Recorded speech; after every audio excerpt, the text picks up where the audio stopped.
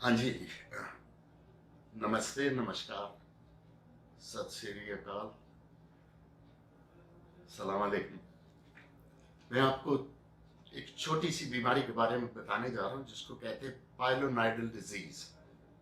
Pilo मतलब बाल, नाइडल मतलब जो फंस जाए, एक जगह बैठ जाए, और डिजीज को इसको ये भी कहते हैं पाइलोनाइडल साइनस या पाइलोनाइडल एब्सेस। ये बहुत दुख सा देती है, जैसे भगंदर होता है वैसे होती है, भगंदर की तरह हो ये कहीं भी सकती है, लेकिन अक्सर ये पीठ के कमर के पीछे निचले हिस्से में होती है। छोटा सा एक ऐसे लगता है, छोटा सा एक बॉयल बना हो, दाना सा बनता है जो फट जाता है, पस निकल जाती है, फिर बंद हो जाता है, फिर फट जाता है, फिर पस निकल जाती है। ऐसा होता रहता है। कुछ लोगों को कई सालों होता है, 8 साल, 10 साल, 12 साल। इसका जो पहले करते थे ट्रीटमेंट, वो करते थे कि एंटीबायोटिक दे दिए, छोड़ दिया, घर जाने दिए, या जहाँ पे वो फफोला सा बन रहा है उसको काटा, वहां से पस निकाल दिया और फिर घर भेज दिया। फिर जमाना आया जब इसको काटने लगे तो पता लगा कि अंदर एक ट्रैक सा बना होता है। यहाँ पे फफोला है तो अंदर से एक ट्रैक बना हुआ, और यहाँ से बाल अंदर जा रहे हैं, नीचे से बाल अंदर जा रहे होते हैं। अंदर जाके वो ग्रो करते रहते हैं, ग्रो करके पस जो ट्रिकल कर जाती है उस जगह पे आ जाती है जो नरम सी हो, तो ऊपर की तरफ अक्सर आता है। तो जब तक वो ट्रैक रिमूव न किया जाए और बाल अंदर जाने बंद ना हो, तब तक बीमारी नहीं जाती। इसलिए लोगों को अक्सर ये तकलीफ होती रहती है। तो शुरू में तरीका ऐसे निकाला कि जो ऐसे है, एक तो बाल इधर जा रहे हैं और छाला इधर आ रहा है, तो इस पूरे हिस्से को ऐसे काट देते हैं, और जो अंदर नाली है उसको खोल देते हैं, नाली को खत्म कर देते हैं, काट देते हैं, और इस जख्म को वैसे का वैसे ही रहने देते हैं। फिर उस आदमी को हॉस्पिटल रखते हैं कुछ देर देर और फिर घर भेज देते हैं। लेकिन उस आदमी को पेट के बल ही लेटना पड़ता है ताकि वो जख्म जो है उसके वो बिस्तर पे ना लगे और ज़्यादा इन्फेक्शन ना हो। अक्सर 6 हफ्ते लग जाते थे उसको भरने में। ऑन एन एवरेज 6 हफ्ते से 6 महीने लगते थे। कुछ लोग ऐसे हैं जो डेढ़ डेढ़ साल तक, 1 से लेकर 2 साल तक दुखी रहे इससे। धीरे धीरे इस पे इम्प्रूवमेंट्स आती गई। 2000 के करीब इसका मैंने एक नया तरीका निकाला, बड़ा सिंपल था कि अगर यहाँ से छेद को काटा जाए, छोटा सा छेद बनाया जाए, और एक यहाँ नीचे छोटा सा छेद बनाया जाए, और उसके द्वारा इंस्ट्रूमेंट्स डाल के यहाँ से नीचे से निकाला जाए। ऐसे नीचे से निकाला, ऊपर से डाला, अंदर से अच्छी तरह साफ कर दिया। फिर इसमें समझ लो एक नाड़े जैसी चीज फंसाई और खींच ली, और फिर उसको रगड़ा।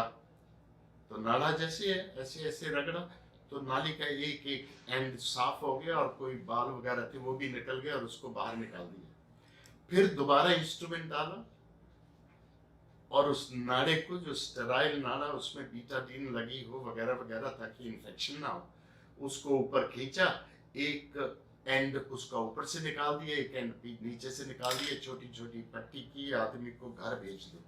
साइकिल पे आदमी आता है तो साइकिल पे वापस उसी समय जा सकता है, घोड़े पे आए तो घोड़े पे जा सकता है।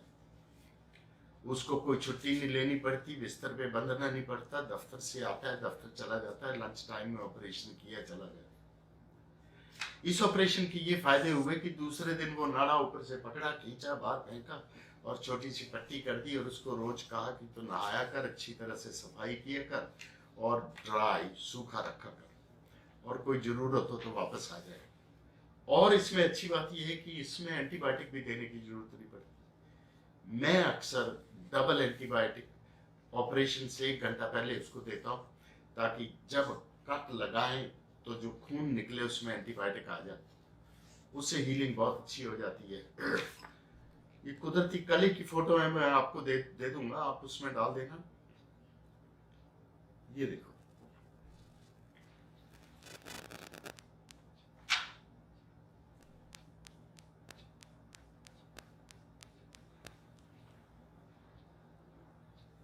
ये दूसरी सुबह का सीन है।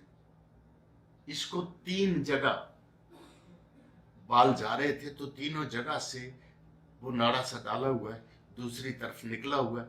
ये दूसरे दिन का सीन है, इसको खींच के नॉर्मल हो गया बाद में।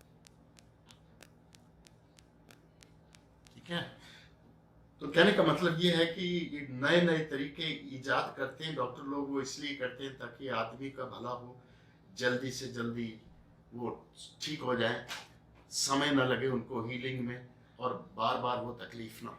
इसका ये मतलब नहीं कि दूसरी बार ये चीज़ हो नहीं सकती, क्योंकि ये बीमारी उन लोगों को होती है जो थोड़े से भारी होते हैं और जिनको बाल बहुत होते हैं और बैठ के ज़्यादा काम करने वाले, जैसे टैक्सी ड्राइवर हो गए, ड्राइवर्स हो गए। तो क्या होता है, रगड़ लग लग के कई बार बाल बाहर आने के बजाय अंदर को घुस जाता है, और जब अंदर को घुसता तो अंदर ही घूमता रहता है, अंदर ही बनता रहता है। उस बाल को शरीर निकालना चाहता है, उस करके वो पस बन जाती है। पस बन जाती है, उसको पायलोनाइडल एब्सेस बोलते हैं। बस ट्रैक करके जब ऊपर ये नीचे चली जाए, रास्ता बना के, उसको साइनस बोलते हैं, दो तरफ से खुल जाता है, एक तरफ से बाल अंदर जा रहे हैं, दूसरी तरफ से पस आ रही है।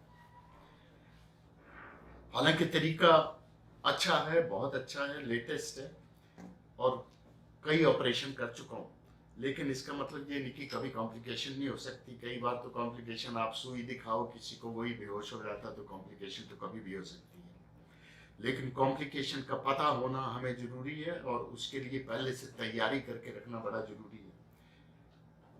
बाकी आप में से किसी को तकलीफ हो तो आप जहां मर्जी दिखाएं, सर्जन हो, प्लास्टिक सर्जन हो, जो लेटेस्ट प्लास्टिक सर्जरी वाले क्या करते हैं, ऐसे टुकड़ा काटते हैं, टुकड़ा काट दिया, इधर से इस टुकड़े को लिफ्ट किया और रोटेट कर दिया, उसको बोलते हैं फ्लैप सर्जरी। तो फ्लैप सर्जरी भी लोग करते हैं, पर उसमें भी ताम झाम जो है बहुत लंबा चौड़ा है, बहुत सोफिस्टिकेटेड सा ऑपरेशन है, टाइम भी ज़्यादा लगता है, खर्चा भी ज़्यादा होता है, और रिकवरी को भी टाइम ज़्यादा लगता है। तरीके सारे ही अच्छे हैं, अच्छी तरह से किए गए हैं, और तुम्हारी किस्मत अच्छी हो। पेशेंट को पेशेंट इसलिए बोलते हैं कि वो बहुत पेशेंट रहता है, चुप रहता है, और डॉक्टर को प्रैक्टिस करता है, ये डॉक्टर इसलिए बोलते हैं, वो पेशेंट पे ही प्रैक्टिस करता रहता है। धन्यवाद।